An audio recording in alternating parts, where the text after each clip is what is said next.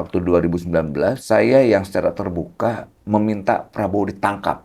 Ya, bagaimana itu? Dalam kasus waktu Ratna Sarumpait. Dia cerita, saya ini udah kepentingannya apa? Berkuasa saya sudah, saya temennya ini, menantunya, pangkat saya sudah, soal kekayaan saya sudah kaya. Cuma saya mau terakhir satu, mengabdikan nyawa saya buat bangsa ini. Ketika saya dinarasikan saya berkhianat, apa yang saya hianatin? Gitu loh. Saya meninggalkan Mas Ganjar, memang Mas Ganjar kan belum nyapres, dan saya juga kan saya coba menggugat Pak Ganjar saat itu soal pemimpin yang tidak punya keberanian, kemudian pemimpin yang tidak punya nyali.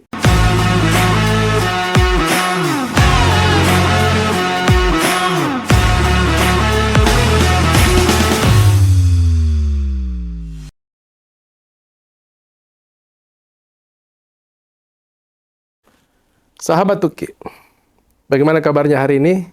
Saya berharap bahwa sahabat Tuki sehat, bugar, dan tentu jangan lupa bahagia. Ada satu hal yang menarik akhir-akhir ini, dan itu banyak sekali dimuat di media mainstream maupun di media sosial, bahwa salah satu relawan Jokowi yang awalnya mendukung Ganjar Pranowo, kemudian menarik dukungan dan berpindah ke Prabowo. Tentu ini hal yang menarik karena banyak yang meragukan apakah Prabowo akan menerimanya. Dan terbukti kemarin, Prabowo telah menerima relawan tersebut. Siapa dia? Kita kenalkan. Bagaimana kabar, Pak Immanuel? Baik, Bang Uki. Bang Noel, panggilan begitu. Siap. Ya. Bang Noel, ini banyak yang awalnya meragukan. Ya. Katanya disebut, mana mungkin Pak Prabowo menerima, sebutlah sebagai yang disebut di media sosial, kutu loncat itu. Tapi ternyata kemarin diterima dengan resmi oleh Pak Prabowo dan bahkan dengan menggelar jumpa pers. Bagaimana ceritanya ini? Ya, kalau kita mau menjawab pertanyaan publik itu sebenarnya sudah terjawab ya dengan kejadian kemarin. Saya ketemu dengan Pak Prabowo, disambut dengan hangat, kita makan, bahkan saya dikasih sedikit orasi di dalam rumahnya tuh, ada fotonya saya. Saya menyampaikan. Pertama, memang kita mendengar pidatonya Pak Prabowo yang luar biasa. Kita kaget soal dia bicara tentang gagasan, soal mimpi besar Indonesia. Kemudian dia bicara soal demokrasi. Atas kemudian dia bicara tentang rekonsiliasi. Wah, semua dia sampaikan. Kemudian ada hal yang menarik lagi, dia menyampaikan hal-hal yang selain strategis, dia seorang humoris.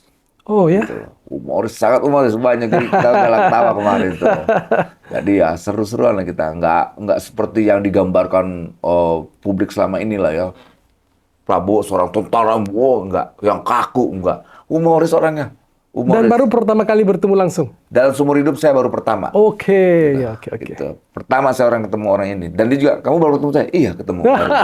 Gitu loh. Jadi banyak ngobrol-ngobrol lah. Saya juga kaget juga. Kagetnya gini. Saya ini secara historis, sejarah, saya kan aktif 98. Kedua, waktu 2019, saya yang secara terbuka meminta Prabowo ditangkap. Ya, bagaimana itu? Dalam kasus waktu Ratna Sarumpait. Beliau udah ditanya, kalau pemimpin yang bagus, bangsa yang bagus, dia harus bisa memaafkan. Pertama itu. Kedua, dia menceritakan soal, kalau kita masih hidup di masa lalu, kapan kita mau hidup di masa depan?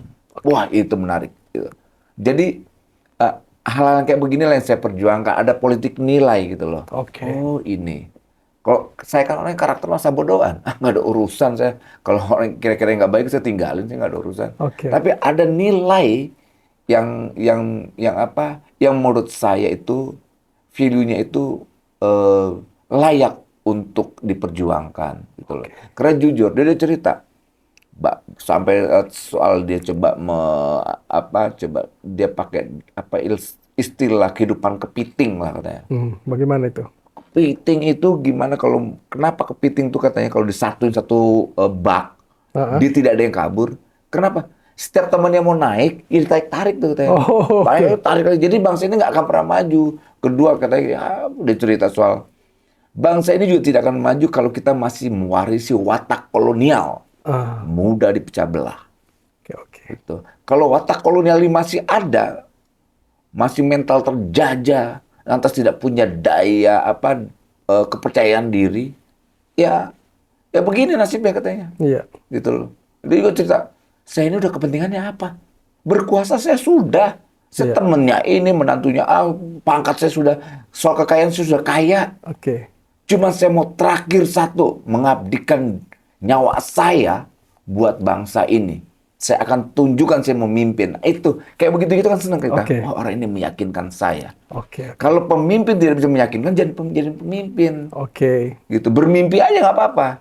Gitu. Nah, yang kayak gini kan kita inginkan kan. Coba yakinkan kita sebagai pendukungmu. Dan Pak Prabowo meyakinkan itu. Gitu. Ya banyak loh cerita. Apalagi pembicaraan waktu itu? Banyak sekali dia diskusi dengan orang-orang, dia bertanya, orang ini benar Noel ini mau dukung saya. Oke. Dia cerita tuh semua kan, kayak gini, nggak mungkin sekelas Pak Prabowo itu dia menteri, kemudian dia ketua partai, dia tidak coba mencari tahu tentang saya lah, itu tuh hal yang nggak mungkin. Iya, betul. Apalagi dia sekelas menteri, ketua partai, dia cerita coba tanya ke kawan-kawan partainya. Kemudian dia cerita juga di sekelilingnya, itu kan dia ada banyak lah ya. Ya banyak masukannya ya, positif.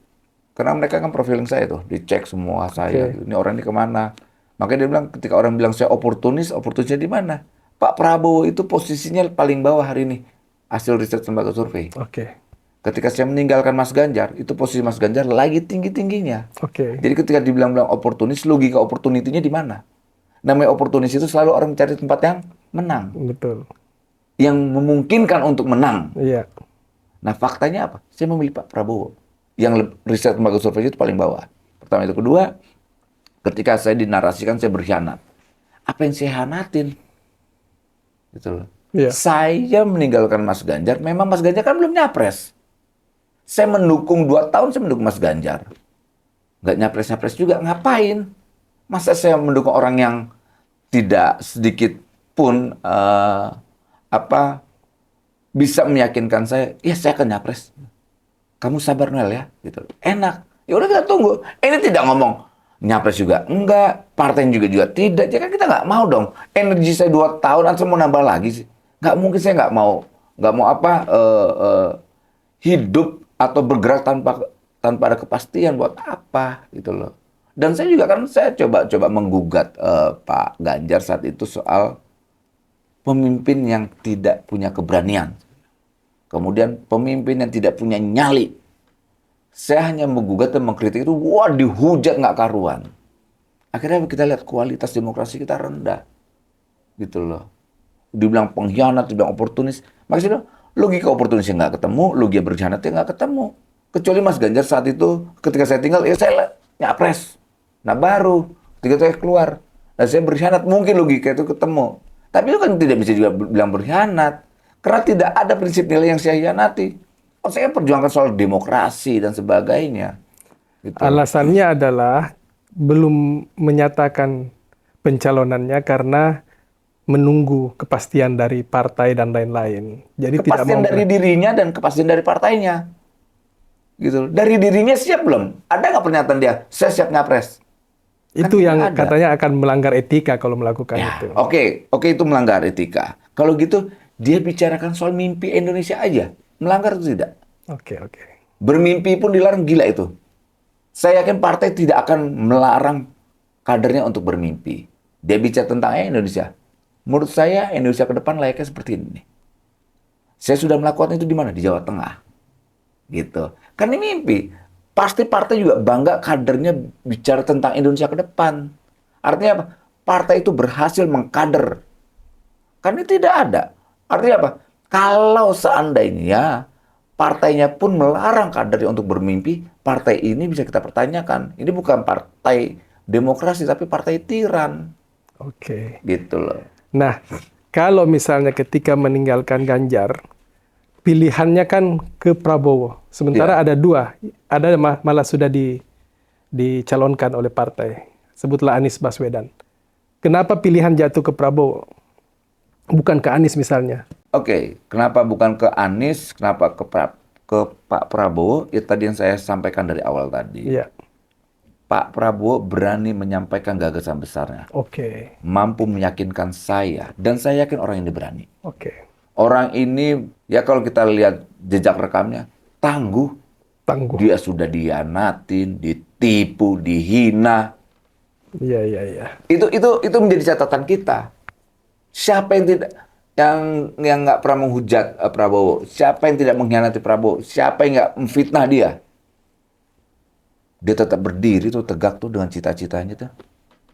Nah itu pemimpin, ini pemimpin. Bukan abal-abal, bukan pemimpin instan. Kan kita tidak mau nanti punya pemimpin itu yang mengisi istana itu pemimpin YouTuber. Yang Iya. kita khawatirkan isi-isi kebijakannya cuma konten kreasi. Dan kita nggak mau. Tuh. Pemimpin itu harus punya proses panjang. Pak Prabowo kan sudah membuktikan dirinya. Dulu kita coba kita meragukan dulu Pak Prabowo waktu pertama dia masuk ke pemerintahan Jokowi. Orang ini akan melakukan kudeta. Dijawab tuh Pak Prabowo, tidak. Dia punya totalitas, dia punya loyalitas. Pertama itu. Kedua, kita ngebayangkan ini orang ini Orde Baru. Iya. Itunya Soeharto. Dia bikin partai itu. Iya, iya. Dan partai diterima atau tidak? Diterima. Artinya apa? Dia sudah beradaptasi dengan realita demokrasi yang kita sepakati. Nah, kayak hal kayak begitu. Lantas kita harus menutup soal Pak Prabowo. Tuh. Nah, itulah cerita-cerita itulah yang membuat saya semakin yakin untuk mendukung Pak Prabowo untuk maju 2024 nanti. Gitu Pak Uki. Siapa yang paling berjasa atau sebutlah yang paling dekat menghubungkan antara Pak Prabowo dengan Jokowi ini Ya, ada kawan saya, perempuan saya nggak tertarik, tapi ketika dia coba, Mas Noel, saya cerita ngobrol-ngobrol. Iya, iya. Kita ini butuh orang kuat. Kita ini butuh orang berani buat bangsa ini. Tadi saya suka dengan Mas Anies. Dia bicara tentang perubahan. Wih, keren orang ini. Oke. Luar biasa sih Mas Anies ini. Gitu. Cuman memang waktu yang tidak menemukan saya dengan Mas Anies. Udah ada agenda saya dengan Mas Anies untuk ketemu waktu itu udah ada. Gitu, akhirnya bertabrakan waktunya, kebetulan Pak Prabowo lebih cepat gitu waktu itu. Itu kita, Pak Anies bicara tentang perubahan. Gitu. Suka sekali saya. Gitu. Ya prosesnya panjang lah ya. Proses sebetulnya kan membubarkan JP Mania itu udah lama Pak Uki. Iya. Udah lama sekali 5 bulan yang lalu lah ya. Kita sudah pada titik akumulasi jenuh menurut saya. Udah kejenuhan nggak bisa begini nih.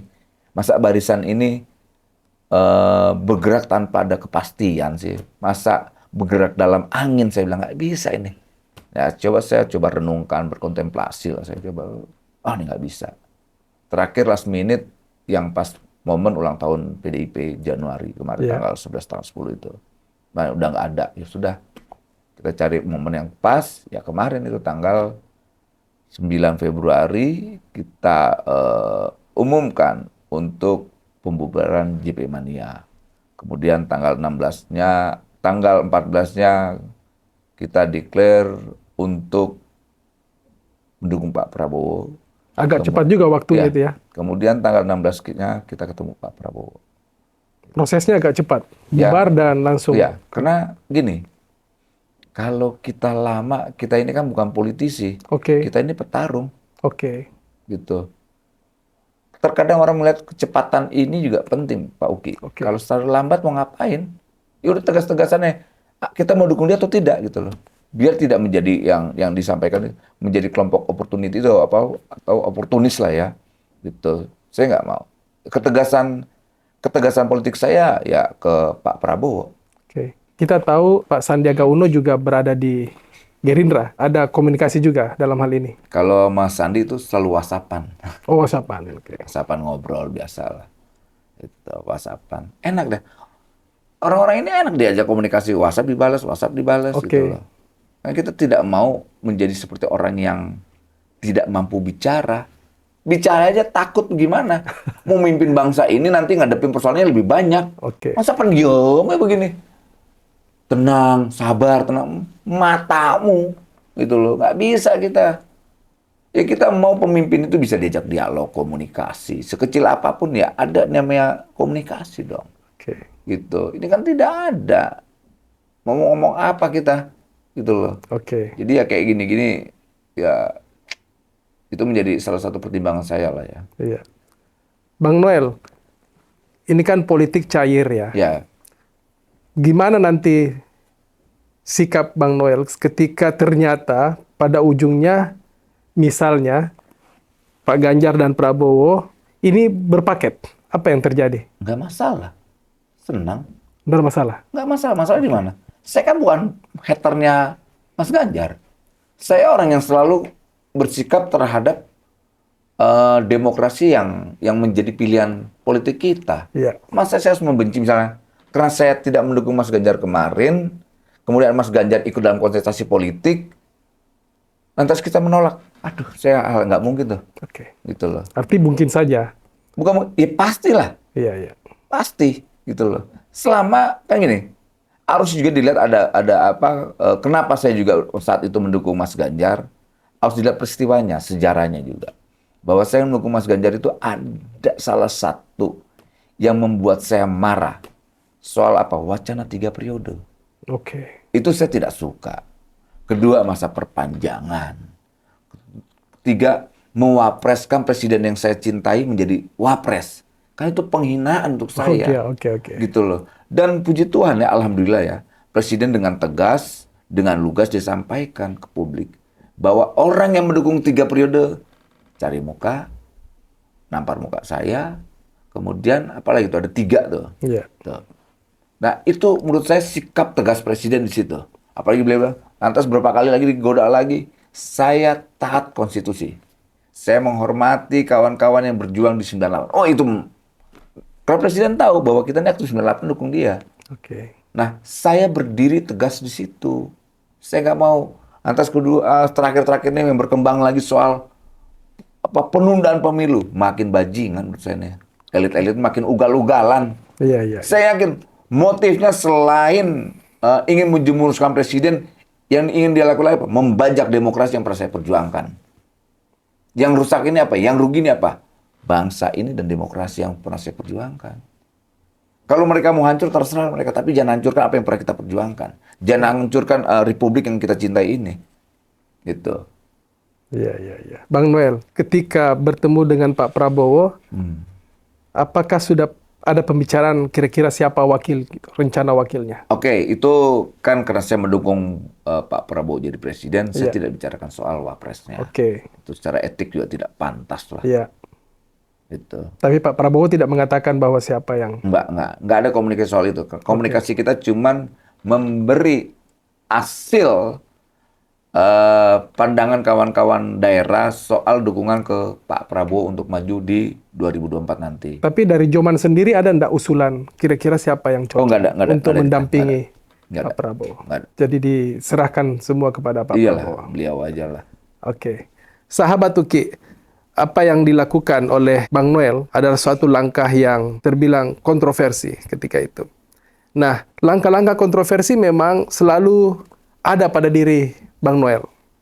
Kita lihat beberapa waktu lalu dalam catatan jurnalis Sukriansa ini, Bang Noel dulu pernah dilapor pidana. Sering saya dilaporin. Oke.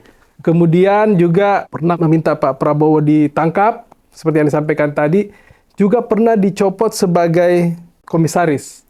Komisaris utama Mega Eltra di bawah holding Pupuk Indonesia. Dan itu sebelumnya karena membela Munarman, begitu ya? Sebetulnya bukan peristiwa itu aja. Oke, ada lagi? Ada lagi, karena saya menolak. Pertama saya menggugat yang namanya PCR. Oke. Kan belum ada peristiwa-peristiwa panjang itu. Iya. Bagaimana, kenapa ini sebetulnya terjadi? Menteri-menteri yang korup untuk dihukum mati. Iya. Itu semua kan rentetan peristiwa. Sebelum Munarman. Munarman itu hanyalah pintu masuk untuk mencopot saya. Oke. Gitu. Karena kan saya menolak menggugat instruksi menteri saat itu Menteri Dalam Negeri soal PCR. Oke. Dan itu saya tolak. Tolak kenapa? Tidak rasional harga PCR dengan harga tiket. Harga tiket 700.000, 800.000, harga PCR itu bisa 1,5 juta, 2 juta. Awalnya itu ya. Dan itu kita marah, nggak bisa. Betul. Itu bukan kebijakan presiden. Itu kebijakan bandit-bandit di lingkaran presiden. Marah mereka semua, nggak peduli saya. Lantas saya ngamuk juga soal bansos. Oke. Harga bansos yang sudah dikasih pagunya 300.000 dipotong jadi 30.000 jadi 270. Sudah 270 dipotong lagi 15% sampai 20%. Saya sudah ingatkan menterinya lewat sekjennya. Oke. Hati-hati, Iya. hati-hati. Dan itu saya sampaikan ke presiden, nggak Iya. bohong. Akhirnya presiden, kalau nggak salah waktu itu apa gitu, saya nggak tahu lah ya. Ada langkah-langkah yang dilakukan presiden ke Kementerian Sosial. Nah, tapi perilaku itu tidak berubah juga. Saya laporkan lagi. Nah, waktu itu kebetulan ini saya keceplosan waktu itu. Iya. Waktu wawancara di Kompas TV di Aiman, langsung saya bilang, Menteri Sosial akan ketangkap KPK. Benar, ketangkap. Gitu loh. Lantas lanjut lagi kalau Edi Prabowo Edi gitu loh. Begitu juga kita ingatkan. Jadi banyak yang benci menteri-menteri sama saya. Begitu juga menteri Lutfi nih, menteri perdagangan. Perdagangan, ya. Berkali-kali kita hajar sampai adiknya di Inggris itu ngancam-ngancam saya. Saya nggak peduli tuh. Ancamannya bentuk apa? Waduh, saya lupa tuh. Pokoknya ada lah tuh. Kan waktu itu mau saya laporin ke Mabes Polri. Gitu. Saya bilang, saya nggak takut. Saya bilang, banyak lah. Sampai persoalannya Muldoko rebut Demokrat. Oke. Banyak sekeliling presiden tuh nggak suka dengan tindakan saya. Saya jujur, saya ngapain? Saya nggak punya kepentingan jabatannya. Saya tidak main proyek di tempatnya. Gitu loh. Saya hanya sebagai anjing penjaganya presiden. Watchdog-nya, udah. Karena saya tidak memilih mereka. Saya hanya tegak lurus terhadap presiden yang saya dukung, yaitu Jokowi. Oke. Saya nggak tahu di luar lain itu, saya nggak mau tahu. Gitu. Tapi apakah ada presiden atau ada orangnya yang memberitahukan kepada Bang Noel bahwa lanjutkan terus atau seperti bagaimana? Lebih banyak lanjutkan terus. Oke. Bareng lah ya, seimbang lah antara yang mengancam, yang tidak tersuka dengan lanjutkan terus. Tapi mereka yang paham dengan apa yang saya lakukan, tindakan saya, lebih banyak yang mendukung. Gitu loh. Lebih baik yang mendukung, karena saya kan tidak punya kepentingan apa-apa. Iya. Kayak gini, yang saya hajar ini kan kekuasaan terus. Mereka kan punya perangkat untuk menjatuhkan saya sebetulnya. Oke. Gitu loh. Base camp-nya di tempat ini udah berkali-kali dikepung. Oke. Gitu. Dan berkali-kali saya juga kena operasi khusus. Dari mobil saya meledak.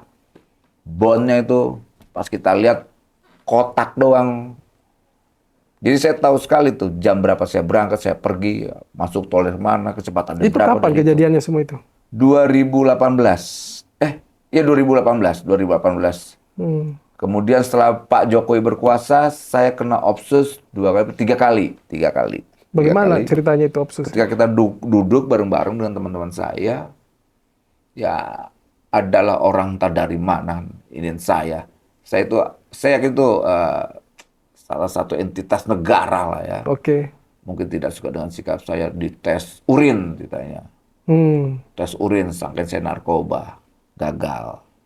Karena dites ternyata saya negatif. Oke. Kedua, nongkrong lagi. Disangkain saya main perempuan. Oke. Ternyata tes DNA tidak ada juga. Terakhir itu Opsusnya. Bella Munarman dicopot saya, dihabisin secara politik, Iya. dihabisin secara perdata. Iya. Dan gagal juga ternyata. Saya tetap eksis. Iya. Gitu.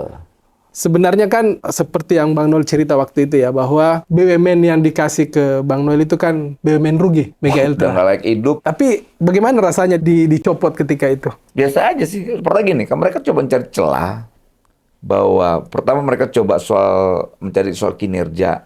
Kinerja ternyata tidak. Karena apa? BUMN yang saya pimpin atau yang ditugaskan ke saya itu untung. Untung. Saya datang itu untung dan itu di luar ekspektasi. Di luar Sebelumnya rugi. Kemudian sebelumnya rugi-rugi terus. Oke. Dulu pernah BUMN ini Mega Ultra ini kalau nggak salah jual asetnya itu 150 M. Dikasihlah bantuan istilahnya apa itu di BUMN itu modal. Untungnya cuma 1 M setahun. Akhirnya saya bilang, kalau 1 M dalam setahun, mendingan bikin miara ikan lele aja banyak. Kalau nggak bikin tempat prostitusi, saya bilang, kasih ke saya. Kalau nggak bikin aja lapangan futsal, kasih ke saya. Kalau seandainya berapa puluh M, saya yakin setahun itu lebih dari 1 M. Oke. Akhirnya memang resikonya, konsekuensinya banyak yang saya tegur, saya sedikit ancam. Kalau kau tidak pulangin duit itu, saya pidana kamu. Ya. Gitu. Akhirnya, saya cuma berapa bulan, untung tuh. Saya keluar itu kalau tidak salah, keuntungannya itu sekitar 40 sampai 60 M. Gitu. Dan sampai sekarang itu dia mendapatkan award. Itu masih kepemimpinan saya waktu menjadi Komut. Karena kita tahu sekali main-mainan di BUMN ini. Mainan dari Senayan, mainan dari menteri, mainan dari semua kerjaan. Kita tolak semua tuh. Suruh telepon saya. Komutnya saya bilang. Ya banyak berselisihan waktu itu. Tapi puji Tuhan. Direksinya bagus di rootnya. Antas ada berapa kawan-kawan di Mega Ultra tuh. Ya orang-orang yang punya integritas. Kan BUMN ini kalau seandainya ada orang yang berintegritas, lantas kita menurunkan integritas kita, mereka juga baik. Iya, iya, iya. Gitu loh. Jadi ya problemnya kan nih, para bandit-bandit ini ya kita tahu lah. Gitu loh. Oke, Bang Noel, dari semua kontroversi itu, banyak ingin tahu, sahabat Uki menanyakan, siapa sebenarnya Bang Noel? Ya. Nah, mungkin bisa diceritakan selain aktivis 98, mungkin masa kecilnya di mana dulu ini? Saya Apa nih pernah masa bercita-cita? kecilnya nih, Ya, bagaimana? masa kecilnya karena hidup saya kan sekolah di Jakarta ya. Oh, di Jakarta. Kerjaannya tuh pagi, siang, sore, malam tuh tawuran dulu. Oh, Kerjaan dari SD sudah tawuran? Nah, dari kecil tuh kita suka berantem itu dulu. Oke. Kehidupan Jakarta itu Di Jakarta pelajaran di tuh- daerah mana dulu di Jakarta? Saya di Senen, Salemba. Oh, di Senen, Nah, Salemba. sekolahnya itu namanya STM Poncol. Oke. Memang walaupun saya tidak lulus dari sono, tapi saya lulus di Pembangunan Nusantara itu daerah Condet. Itu dulu Itu SMA SD? yang paling bebas. Itu SMA? SMA. SMA. Itu sekolah itu rambut saya gondrong dulu. Oke. Jadi emang terkenal bandelnya saya dulu. Itu terkenal bandel. Orang bandel lah. Nah, tapi saya dulu emang watak saya sudah nggak suka dengan kekerasan. Dulu ada yang namanya pelajar kereta ya, sama yang non kereta itu di terminal. Kalau pelajar kereta namanya angker, anak kereta. Oke. Tuh suka tawuran kita tuh, suka Iya, iya, tawuran. iya, iya. Lama-kelamaan saya lihat punya titik jenuh, akhirnya saya coba mendamaikan dua kekuatan ini. Sayang saya bilang, kalian kalau seandainya punya nyali, kalau nyalinya kita dengan kita rugi. Akhirnya saya mengorganisir yang namanya Solidaritas Pemuda Pelajar Jakarta. Oke. Itu waktu itu kita arahkan untuk melawan Orde Baru. Pertama saya mengorganisir itu pelajar. Waktu itu masih SMA? Saya kuliah. Oh, sudah kuliah? Sudah kuliah. Kuliah di mana dulu? Di Bang Noel? ISIP saya, ISIP ISIP. Lenteng Agung. Oke, Lenteng Agung. Oke. Itu.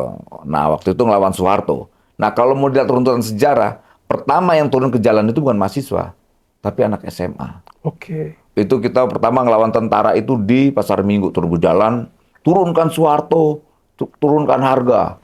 Baru berapa menit diuber-uber dulu sama tentara, babu dipukulin. Nah, salah satu angkatan berjuang saya itu Adian Apitupulu, lantas siapa berapa kawan-kawan lah. Iya, iya. Karena kalau Budiman itu masih di penjara. Itu, dan saya ada fotonya dengan mereka waktu berjuang ya. Jadi kita begini tuh karena sebuah proses. Makanya kita lihat banyak orang-orang ini, orang-orang ini entah apa yang diperjuangkan, nilainya apa, ideologinya apa. Kadang-kadang juga kita ngeliat, nggak bisa, gitu. Mereka mau besar dengan instan nggak bisa, kayak begitu Mas Uki. Ya saya juga pernah merasakan yang menjadi tukang koran. Saya dulu sempat demoralisasi lah saya dulu menghadapi gerakan, muak saya ngeliat teman-teman saya masuk ke parlemen ini, kok begini ya. Oh, akhirnya saya coba mendewasakan diri, nggak bisa. Saya dagang koran itu berapa tahun dulu. Saya menghilangnya udah kena fitnah dulu. Saya yang menghina teman-teman saya dulu digerakkan juga. Noel udah pakai Harley Davidson. Padahal setiap pagi dari rumah saya, dari Depok tuh ke Senen saya belanja koran. Tapi di fitnahnya saya punya Harley Davidson. Yang menghina saya, yang memfitnah saya sampai ketawa. Yang dengar pernah, dia mengiyakan fitnah itu. Pas ngeliat saya kaget, wah Noel lu pakai Vespa? Iya gue bilang. Oh, motor gua apa? Gitu, Harley gimana caranya gue bilang. Gue dagang koran, lu datang ke lapak gue aja lihat koran gue. Setiap hari lu biar tahu. Gitu loh. Kemudian saya punya pistol lah. Jadi emang dari dulu saya udah penuh dengan fitnahan. Oke. Dulu kuliah juga waktu di Forkot dan saya kembali lagi dulu. Iya. Kita ini pendirinya Forkot, Forum Kota. Oke. Forum Kota 98 itu organisasi mahasiswa yang sedikit menurut orang-orang di luar sana serem lah ya. Iya. Itu loh serem. Karena salah satu yang mentorin kawan-kawan mahasiswa-mahasiswa itu saya dulu mentraining. Pertama ada yang namanya pendidikan politik. Training mahasiswa-mahasiswa itu untuk turun di jalan. Nah itu pendidikan pertama itu saya yang mendidik mereka. Oke. Makanya chaos mulu, berkelahi mulu kerjanya, bang dung. Itu saya yang didik, gitu. Karena emang dulu saya keras mendidik kawan-kawan mahasiswa. Dan itu bisa dikonfirmasi, tanya teman-teman saya yang 98. Yang ganas-ganas itu siapa yang didik, itu saya. Gitu. Iya, iya. Saya mentorin dulu. Karena dulu kita, kalau mentorin orang itu di gunung, turun ke bawah itu jadi galak-galak semua tuh.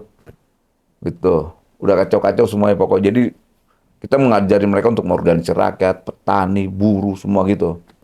Kita ajarkan tentang teori organisasi, bagaimana mengorganisir rakyat gitu loh. Bagaimana, oh pokoknya gitulah. Nah, setelah terlibat dalam aktivis ya, sebagai aktivis, kemudian masuk ke politik bagaimana ceritanya? Sebagai relawan Jokowi awal. Ya, dulu prosesnya begini. Sebelum saya kan dulu pekerja ya, kerja di kantoran lah dulu. Saya lihat kok teman-teman saya dukung Jokowi, ada apa gitu. Iya, iya, iya. Itu dia bingung nih, Jokowi. Coba kita cek. Wah, ini orang luar biasa nih Pak Jokowi nih. Nah, banyaklah kawan-kawan yang goda saya, well udah turun gunung, well katanya, lu ngapain lagi gitu. Ini kawan-kawan Waktu itu pertarungan. kerja apa? Saya sebagai konsultan pendidikan saya dulu Oke. di Senayan. Oke. Gitu. Lu ngapain kerja gitu? Kawan-kawan udah pada turun gunung semua. Ini lu nggak turun gunung, repot dong nih Wal. Pertarungan kita sama siapa? Pertanyaan saya. Wah cerita sama ini Wal. Oh sama Pak Prabowo. Ini oh gitu. Ya udah kita lihat dulu. Akhirnya kita lihat, oh ya benar. Saya harus turun, nggak bisa enggak. Gitu. Akhirnya kita dirikan Jokowi Mania. Oke. Kita dirikan Jokowi Mania. Waktu itu saya bukan pimpinannya. Oke. Pimpinannya teman saya. Gitu. Iya. Saya lihat akhirnya waktu itu kita bikin Jokowi Mania, saya buka jaringan ke daerah-daerah karena aktivis 98 teman-teman saya itu kan jaringan di saya. Saya buka tuh semua tuh, wah, kita buka kita kuatin. Udah, kemudian berhasil Pak Jokowi mimpin pergolakan di dalam. Pergolakannya karena kawan-kawan sebagian pengen, udah kita bubarinnya Jumannya. Loh, saya bilang nggak bisa. Saya nggak mau bubarkan karena Juman ini besar di daerah karena jaringan saya. Iya. Akhirnya kita bikin Rakernas lah. Akhirnya saya dipilih. Mimpin semenjak itu terus. Dari saya ada sampai tinggal satu doang saya sendiri. Nah, sekarang rame lagi. Oke, Gitu. oke, oke. Nah, itulah prosesnya panjang, nggak mudah. Tapi saya dengan kawan-kawan saya ya apa baik-baik sih. Nggak ada yang apa gitu loh. Mereka makin lihat, wah kok Joman makin moncer, Pak. Ini bukan soal moncer, saya bilang. Ini persoalan konsistensi dalam berjuang. Gitu. Terus aja. Bang Uki juga tahu kan dulu Iya, iya. Joman gitu loh. Kita itu dulu organ yang paling dihina. Karena mereka underestimate terhadap kita tinggi. Karena kita nggak tahu siapa-siapa ini. Iya, iya. Gitu. Oh ya nggak apa-apa. Mereka juga tidak tahu sejarah kita kan. Tapi kawan-kawan yang relawan yang dipimpin anak gerakan pasti tahu saya semua. Oke. Gitu. Sekarang relawan Joman ada di mana saja nih di daerah? Pokoknya yang jelas di Papua ada. Kemudian di NTT ada kawan-kawan NTT. Iya, iya. Jawa Barat, Jawa Tengah, Jawa Timur. Karena kita mencari basis yang secara kuantiti ya DPT-nya banyak. Nggak mungkin kita naruh di daerah yang cuma penduduknya 300.000. Karena kita sadar membangun relawan itu tidak seperti membangun apa ya. Susah, pasti kita harus maintenance apa dan sebagainya. Gitu loh. Jadi ya cukup lumayan lah dengan sekarang, apalagi sekarang ya syarat Iya. organisasi itu kan selain kuat ada pemimpinnya. Iya. Dia mendapatkan pemimpin lah. Jadi bukan organisasi bikin gitu. Lantas tidak ada ideologi yang diperjuangkan juga nggak bisa bikin organisasi.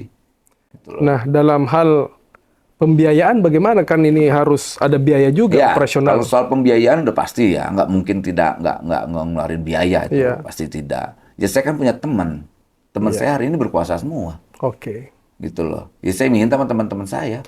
Oke. Ada yang mereka berempati dengan perjuangan saya, ya dia ngasih. Kalau yang enggak, ya udah enggak. Oke. Kayak Om Ugi juga pernah ngasih duit sama gue nih. Gitu loh. Kan berempati terhadap perjuangan Oke. saya. Saya lebih terhormat mendapatkan duit walaupun 1 juta, kemudian 100.000, itu bisa saya gunakan buat perjuangan saya. Alhamdulillah puji Tuhan, banyak orang berempati, akhirnya saya dapat rumah, tempat sekretariat ini yang sebetulnya saya juga nggak mampu. Ngontraknya nggak mampu, apalagi belinya gitu. Iya, iya, iya. Tapi orang berempati terhadap perjuangan saya, dikasih, dibantu. Yang paling penting, saya tidak melakukan hal yang tercela. Korup, narkoba, dan terorisme. Gitu loh. Walaupun saya difitnah ya, Iya. teroris. Tapi ya nggak apa-apa, nggak masalah. Oh iya, tadi saya coba mencerita soal pembelaan Munarman. Tadi Oh iya, Bang Uki bilang. Ya Munarman itu kawan saya. oke. Kawan saya, dulu saya koordinator nasional NGO, LSM-LSM. Oke. Itu namanya Koalisi Anti Utang. Jadi Iya. semua LSM-LSM yang ada di Republik ini kumpul di Koalisi Anti Utang namanya, KAU. Iya. Gitu. Dulu kita demo soal utang di Kementerian Keuangan. Nah, Munarman ini teman saya waktu baru datang dari Sumatera, datang ke Jakarta, kita demo tuh Menteri Keuangan. Kita kenal oh berjuang seru, lantas berjuang sampai Munarman itu jadi dirut LBH. Itu. Nah, dia dicurigakan 2014 diindikasikan bahwa Munarman ini teroris. Nah, 2015 ada gerakan 412 atau 212 yang terkenal 212 itu di Monas. Nah, Presiden menemukan mereka di acara Monas, satu panggung. Oke. Satu panggung. Satu panggung dengan Presiden dan bla bla bla ya. Nah, kalau seandainya Munarman teroris, itu udah banyak yang mati tuh pejabat tuh. Gitu loh. Logikanya kalau teroris ya. Iya. Itu pertama itu. Kedua,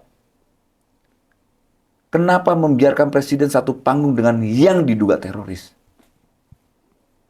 Dan saya menggugat itu. Loh, Munarman ini kan temannya Pak Tito, Iya. temannya Pak Prabowo, temannya Sandiaga Uno, dan banyak teman-temannya berjabat di Republik ini. Dan Munarman itu kan mantan staf ahli Kejagung. Iya. Dia banyak sekali merumuskan undang-undang persoalan, ada undang-undang apa gitu, dia bicara tentang apa gitu. Jadi ketika dia bilang teroris, apa teroris? Orang saya kenal, gitu, saya tahu. Akhirnya terbukti kan Munarman bukan teroris, gitu loh. Dia dihukum 3 tahun, diputuskan 3 tahun, kenapa? Pasalnya dan putusannya karena mengetahui tapi tidak memberitahu. Nah, kalau pakai logika hukum itu pejabat-pejabat yang kenal dengan Munarman, itu bisa ditangkap tuh dengan pasal yang sama. Gitu. Tapi kan ini kita nggak mau lah, kita belajar dari kejadian Orde Baru yang mudah menstigma orang, menstigma lawan politik. Saya nggak mau begitu. Saya mau pemerintahan yang saya inginkan itu ya demokrasi, instrumen hukum digunakan cuma bukan buat untuk lawan. Gitu. Tapi untuk membuktikan sebuah kebenaran. Gitu. Dan itu kan tidak mudah sekali, stigma, tangkap udah. Proses, apalagi ada kelompok-kelompok apa namanya ini dengan industri digital ini buzzer-buzzer atau apa gitu loh ya. Influencer-influencer yang ya dibayar lah. Saya yakin banget mereka dibayar untuk membuat narasi-narasi. Gitu. Iya. Jadi ya kita berhadapan sebetulnya hari ini menjadi momok, ini menjadi kekhawatiran saya ketika industri digital ini tidak ada regulasi. Kita tidak melarang mereka berkreasi dengan konten menjadi YouTuber dan sebagainya, tapi konten-konten yang berbasis kebencian, merusak dan sebagainya itu harus dibatasi oleh negara, tidak boleh brutal. Belajar dari Tunisia, belajar dari Libya, belajar dari Mesir, belajar dari mana lagi negara-negara yang hancur tuh ya, Arab Spring itu kan. Faktornya apa? Tidak ada yang namanya regulasi membatasi konten-konten di media sosial. Akhirnya apa? Kalau dulu kan mau hancur orang tuh kan gampang sekali dulu bikin selebaran gelap kita dulu. Wow. Kalau sekarang kan cuma enggak. Bikin server lepas dus, nyebar. Di gadget aja. Jadi, nanti orang sekarang aja makan mentah-mentah. Sekelas intelektual yang basisnya akademiknya bagus saja, mudah kemakan hoax. Iya. Gitu. Nah, itu kan fakta politik. Sekarang kebanyakan teman-teman saya yang menjadi influencer, lantas apa gitu ya, coba menyerang saya, ofensif lah. Khususnya Cokro TV itu. Iya. Itu Cokro TV nyerang, terus saya bilang, ini apa orang ini? Diajak diskusi nggak bisa, diajak ngobrol nggak ada otaknya, ya jadi gimana kita berhadapan dengan orang kayak begini? Gitu loh. Ya nggak, makanya ya saya sih tetap nggak bakal mundur dalam perjuangan saya. Saya selalu meyakinkan bahwa saya akan sebagai pemenang di setiap permainan. Dan saya akan memenangkan setiap game yang ada sayanya. Gitu. Oke, sahabat Uki, terakhir dengan banyaknya ancaman-ancaman tadi yang disampaikan. Bagaimana dengan keluarga? Apakah mereka juga merasakan hal itu? Ini menarik. Iya. Pertama memang istri saya itu tidak nyaman dengan tindakan saya. Apalagi waktu saya bela Munarman. Iya, iya, iya. Pasti ada yang terganggu. Terganggu yang pasti istri saya tidak bisa belanja lagi. Iya, iya, Itu iya. tergantung gaji Tidak- bulanan, tuh, iya, nggak bisa iya. dibohongin. Penghasilan, ya. Iya, penghasilan. Ya istri saya cuma bisa diem doang. Akhirnya kemarin dia baru dia menyampaikan unek-uneknya. Tahu nggak apa yang lo lakukan? Kita semua resah. Saya resah katanya. Istri saya bilang, Bu, saya resah. Anak-anak juga resah. Tapi saya bilang, yakin, jangan khawatir. Kamu kan orang Kristen, saya bilang. Istri kan seorang Kristen. Iya. Kamu apa yang kamu khawatirkan dari dirimu? Kamu yakin suamimu teroris? Enggak, ya sudah, ngapain takut? Atas anak-anak, nanti kita dibully nih gimana? Kamu harus takut dibully. Kalau kamu takut dibully, kamu jangan anggap saya ayahmu. Iya, iya, iya. Gitu. Ayahmu selalu berdiri dengan keyakinan bahwa ini benar yang kita lakukan. Jadi ngapain harus takut? Jadi sekarang semua sudah terbiasa dengan apa yang saya lakukan. Jadi beradaptasi dengan itu semua. Alhamdulillah ya, puji Tuhan ya. Anak-anak saya sudah Tegar semua ya? tegar semua. Oh, Gitu. siap. Memang tadinya memang secara psikologis terganggu lah ya. Oke. Kalau apalagi emak-emak kan, kalau Iya. persoalan duit, gaji nggak ada, pusing dia langsung. Tapi kan hidup kita bukan di situ. Hidup kita adalah persoalan bagaimana menjaga integritas pilihan-pilihan politik kita. Ya saya ajarkan mereka akhirnya, walaupun mereka kan apolitis ya, istri kan sebagai ibu rumah tangga dong, saya jelaskan dikit-dikit. Akhirnya ya mulai beradaptasi lah, mulai nyaman gitu loh. Kita harus terbiasakan begitu. Dulu kan biasa dapat gaji bulanan, Iya. stabil lah, bisa bayar listrik, bayar semua lah. Bayar Tiba-tiba kredit hilang, mobil, terputus. Tiba-tiba hilang semua, bang. Gitu. Sempat shock juga itu ya? Istri saya Oke. yang posesif, udahlah, tenang, saya masih banyak teman, saya bilang jangan Oke, oke. khawatir gitu loh. Iya, iya. Akhirnya puji Tuhan, alhamdulillah, semua itu bisa kita atasin. Makanya saya bilang, saya menjadi pemenang. Saya tidak pernah dalam catatan sejarah hidup saya menjadi orang kalah, loser. Saya bukan loser, saya pemenang.